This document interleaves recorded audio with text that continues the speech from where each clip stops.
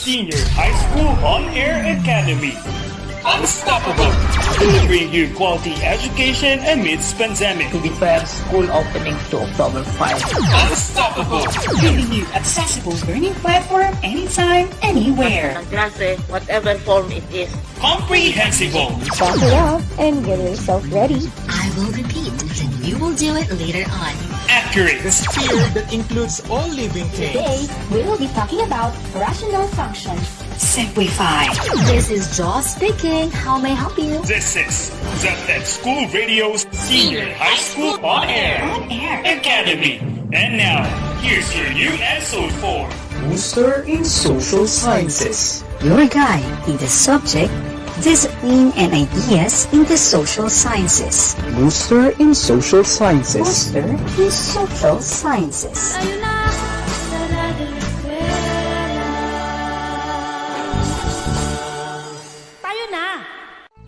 Good morning, everyone! Welcome to our School on the Air and Discipline and Ideas in Social Sciences. We are now in our second quarter. Yes, we all survive. You know, my dear students, the most violent element in the society now is ignorance. Yes, you heard me right. And so, we are bringing you the quality education at home that you truly deserve through radio for you to keep learning. I am so grateful to be with you today. Truly, education continues despite pandemic. I'm your radio teacher, Jonalie Del Mundo Reyes. Before we start, make sure that you're in a comfortable place where you can hear our broadcast clearly. Using your self-learning modules and learning activity sheets, let us enhance your understanding of what you read on the said learning materials at home. Are you ready? Yay! I bet you are. Before that, listen first to this reminder. Isabela SDO.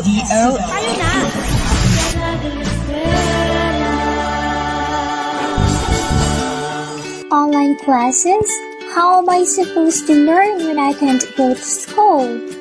Well, it's the new normal, Anak. We can't risk lives by going to school when the virus is still out there. Your safety above all else. Nay, how could that be possible? Online classes may be quite a challenge for students like you, but we should make sure that everything that you need like gadgets, pens, notebooks are in one corner. Okay, Mommy. I'm so excited to learn while in the comforts of our home. Stay safe, stay home. A friendly reminder from DepEd in this station. I am back with all the energy and passion. Are you still there, my dear students? I hope you're still tuning in to your radio class with all the energy. Are you all excited now for your next lesson on air? So, just sit, relax, and open your ears and hearts for you to understand everything. For today, our lesson is Key Concepts and Ideas on Filipino Thinkers in the Social Sciences. Do you know what social thinker is? Do you know some of Filipino social thinkers? Do you want to explore and learn more about these social thinkers and their ideas? Great! Let us all explore and learn the key concepts and ideas of Filipino thinkers in the social sciences. Do you have any advanced reading on this topic? Great! So, let us talk about the concepts and ideas of Filipino thinkers. As more Filipinos receive education abroad and from local universities at the turn of 20th century, the clamor for a more culturally relevant lens in understanding issues and phenomena in our country rose. These Filipinos were regarded as social thinkers. The title social thinker denotes a person who is acknowledged as visionary for social advancement. Do you know some Filipino social thinkers? Now, I want you to get a piece of paper and of course your ball pen and write some of our social thinkers you know. You will be given 10 seconds to do the task. Your time starts now.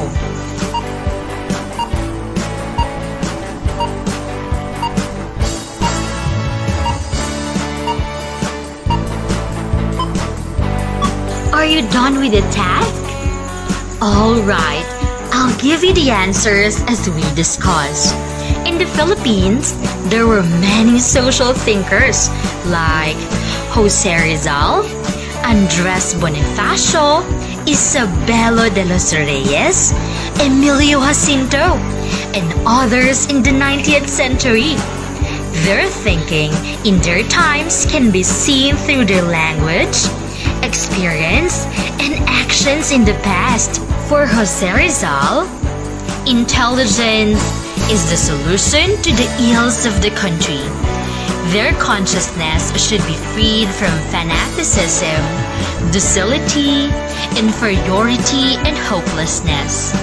He started La Liga Filipina with the job of enlightening the minds of the people. Another Filipino thinker or another social thinker is Andres Bonifacio, the founder of KKK, who believe that the revolution of war is justified when there is a breach of contract. Bonifacio was known by his peers to be unconventional. When the reformists were asking for equal rights from Mother Spain, Bonifacio believed revolution was the only option. When the skills of women were being questioned by his men, he instead welcomed the women with open arms into the Katipunan. He was way ahead of his time. His concepts of forming the Katipunan were instrumental in bringing out independence from Spain. Next is Isabela Shs, the father of Filipino socialism. Initiated labor strikes against American business firms. It is hard to understate just how influential Isabela Shs was to the Philippines.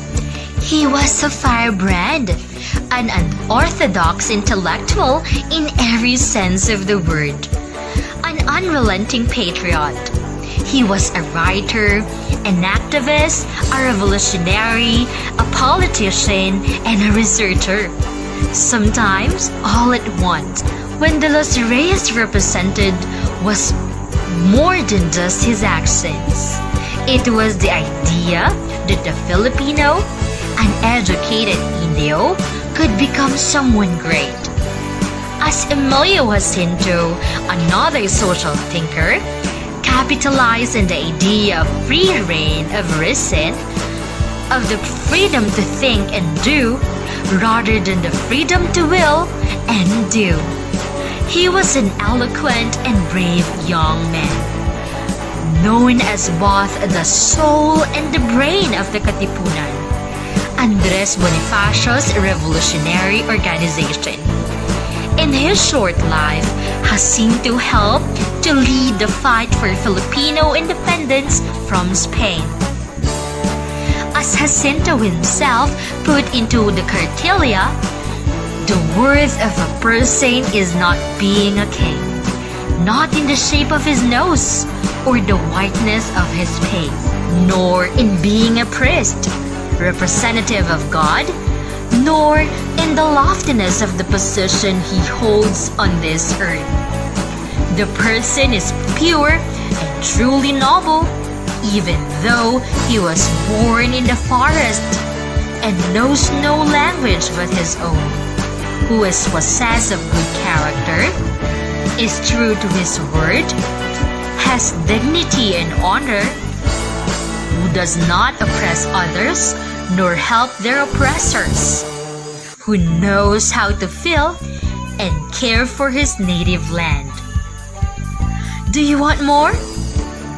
Good. Let us then continue our discussion. This time, let us talk about Psikolohiyang Pilipino and Pantayong Pananaw. Do you have any idea about this social thinking during the 20th and the 21st century? In the 20th century, there were Filipino scholars who take indigenous movement and argued for a shift in perspective. It is to be used in understanding Filipino personality, situation, and environment, and in writing our history as well.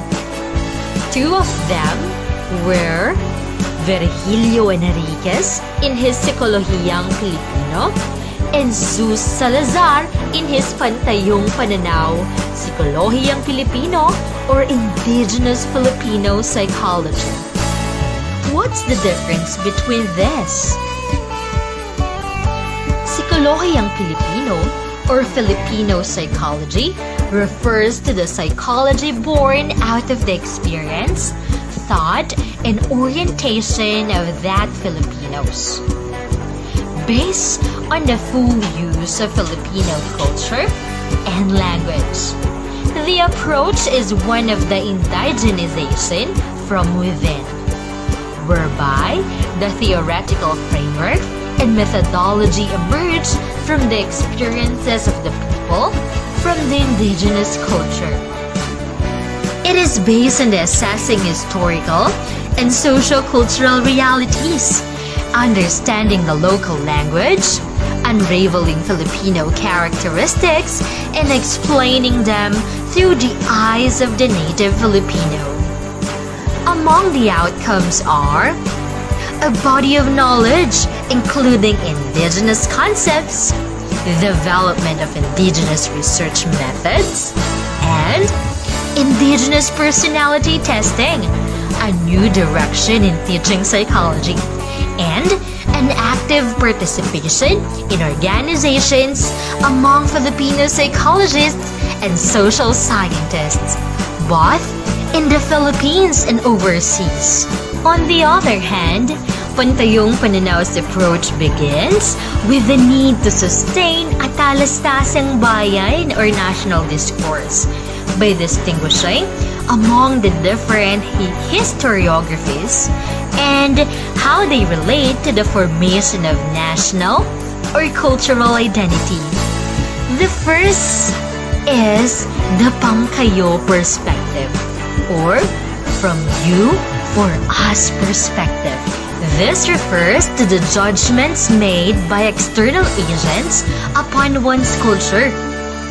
The Pangkayo perspective mainly refers to colonial historiography that judge Filipinos' beliefs and customs using purely external cultural standards.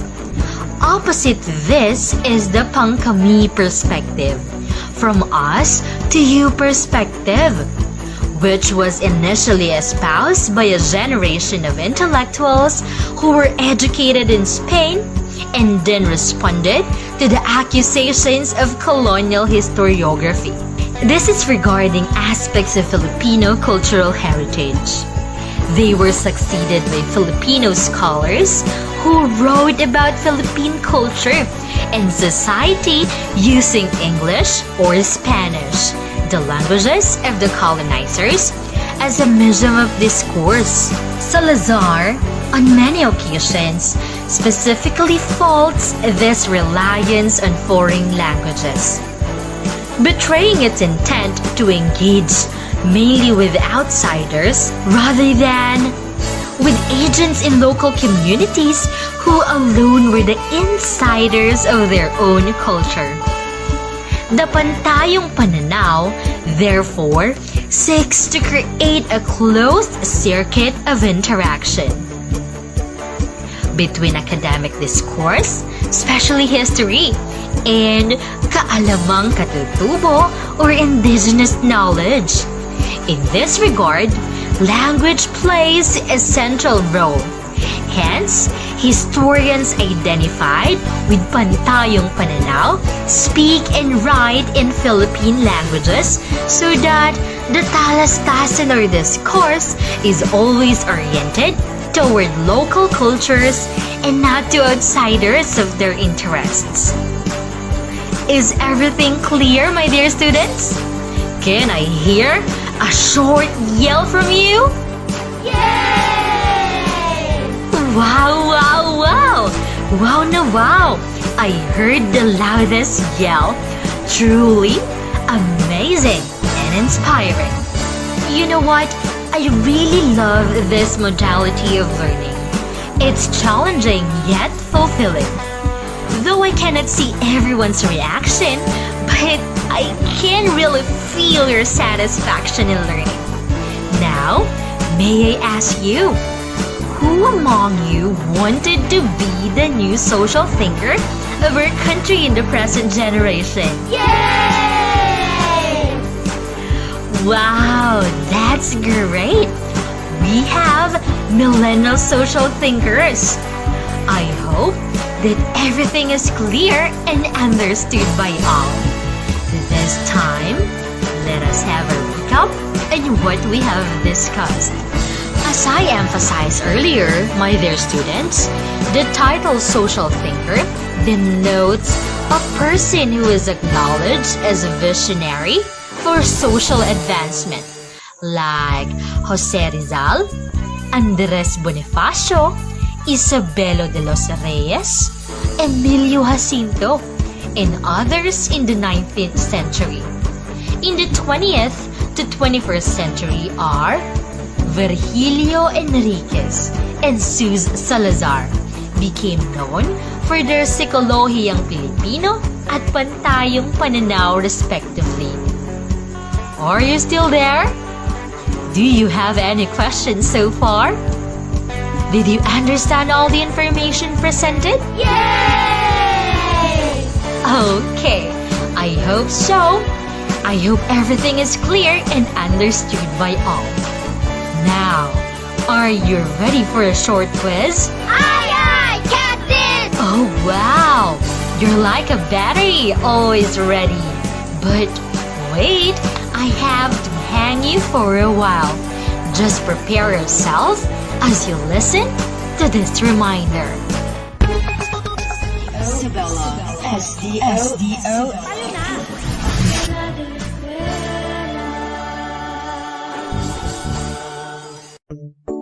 Hey CJ, why are you not wearing your face mask here in the market?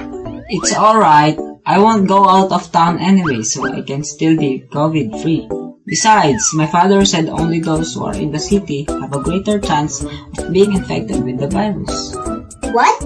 Haven't you heard from the news that we must wear a mask whenever we need to go out? The Department of Interior and Local Government has issued a memo on mandatory wearing of face masks or other protective equipment in public places nationwide.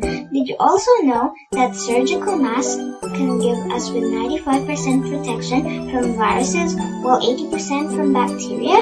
Here, I have an extra. Oh, I see. Thanks for this. I'm going home now to share to my parents the important news you've told me. This is a friendly reminder from the Department of Education and this station. Back here in Senior High School Academy's DIS is on air. Now, I know you're ready and excited for the quiz. You have nothing to worry because this will just be a piece of cake. I believe you can perfect it, provided you stayed and listened to the discussion via School on the Air. Alright, please get a piece of paper and identify the concepts or terms for each statement. I will be reading it twice. Ready? Aye, aye, Captain! Alright, for number 1, this refers to a person who was acknowledged as visionary for social advancement. Again, This refers to a person who is acknowledged as a visionary for social advancement.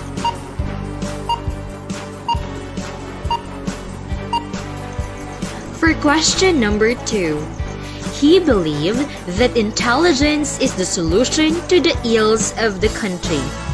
I repeat, he believed that intelligence is the solution to the ills of the country.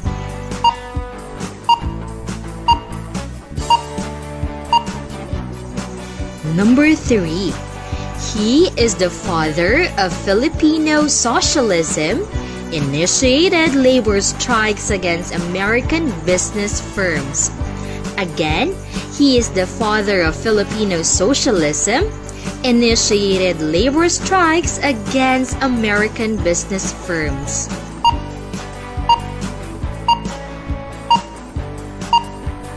Number 4, this aims to uncover and comprehend the indigenous consciousness and mentality from the past until the present, with the application of culture-based methods and perspectives government. Again, this aims to uncover and comprehend indigenous consciousness and mentality as well from the past until the present, with the application of culture-based methods and perspectives government. Can you follow, dear students? Aye, aye, Captain! Do you want more? Aye, aye, Captain! That's good to hear. Now for number 5. This insisted that the Philippine history should be written and consumed primarily by Filipinos using Filipino language in transmitting knowledge. Again, this insisted that the Philippine history should be written and consumed primarily by Filipinos using Filipino language in transmitting knowledge. For number 6 to 10, enumerate the social thinkers for 19th to 21st century. Again, for 6 to 10, enumerate the social thinkers for 19th to 21st century.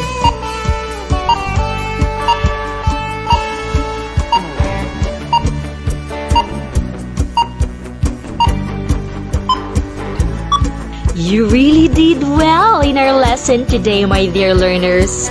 Job well done. Alright, I will be giving you the answers on our next episode. Yay! So, before our lesson ends, be reminded that for further understanding and activities, you keep reading your self-learning modules and learning activity sheets. Is that clear? Aye, aye, Captain! With that, may I leave you this quote from Nelson Mandela. Education is the most powerful weapon which you can use to change the world. Again, thank you so much for staying with me. I hope that you had a fruitful time spent in our lesson for today. On behalf of RBI production team of SDO Isabela and scriptwriter Richard C. Esguera, I am Zonali Del Mundo Reyes, your radio teacher, signing off. See you next episode. Halina't matuto, gamit ang ating radyo, pakinggan at unawain, aralin na ituturo.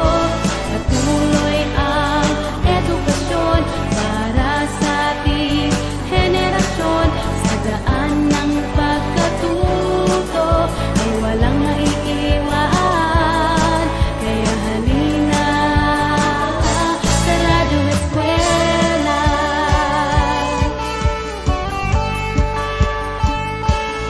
Pagkat kayo'y kinabukasan, ang pag-asa ng ating bayan, isa pusong pagkatuto nang matupad ang pangarap mo. Pagkat sa gitna ng pandemya, tayo pa rin ay magkaisa upang masigurong bawat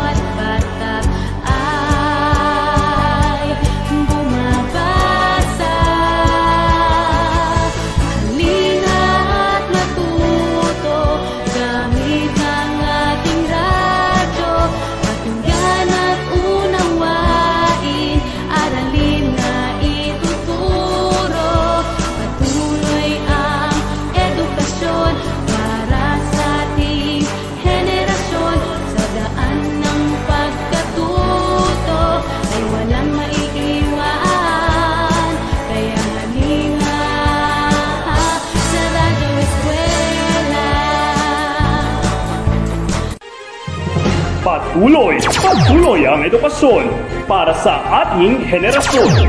Sa daan ng pagkatuto ay walang maiiwan. Kaya halina sa Radyo Eskwela.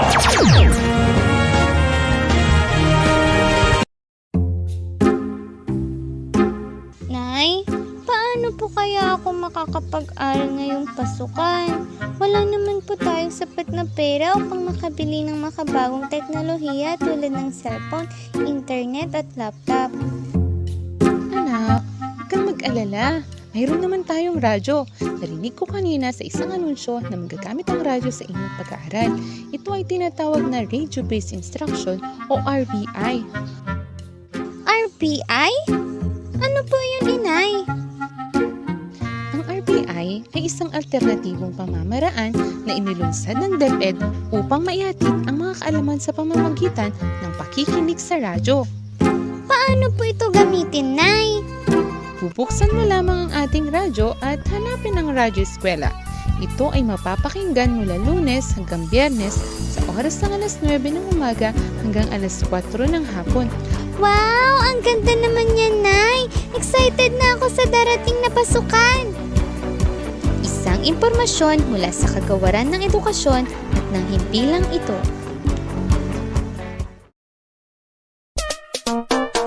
May bagong virus na kumakalat ngayon at naaalarma ang buong nation. Para di daw mahawa, ito ang solusyon. Kaya sundin mabuti tong instructions. Maghugas ng kamay para virus mamatay. Iwasan ding humawak sa iyong mouth, nose at eyes para COVID-19 hindi na makapuksa. Mag-face mask at mag-alcohol mayat maya. Maghugas ng kamay para virus mamatay. Iwasan ding humawak sa iyong mouth, nose at eyes para COVID-19 hindi na makapuksa. Mag-face mask at mag-alcohol mayat maya. Ang virus ay nakamamatay, kaya makinig, wag pasaway. Stay sa bahay, wag nang gumala. Kung ayaw mong ikay mahawa, mag-face mask kung lalabas. Mag-vitamin C ng madalas at umiwas sa mga matatao. Mag-alcohol para sigurado. Maghugas ng kamay para virus mamatay. Iwasan ding humawak sa iyong mouth, nose at eyes para COVID-19 hindi na makapuksa. Mag-face mask at mag-alcohol mayat maya. Maghugas ng kamay para virus mamatay. Iwasan ding humawak sa iyong mouth, nose at eyes para COVID-19 hindi na makapuksa. Mag-face mask at mag-alcohol mayat maya. Maghugas ng kamay para virus mamatay. Iwasan ding humawak sa iyong mouth, nose at eyes para COVID-19 hindi na makapuksa. Mag-face mask at mag-alcohol mayat maya.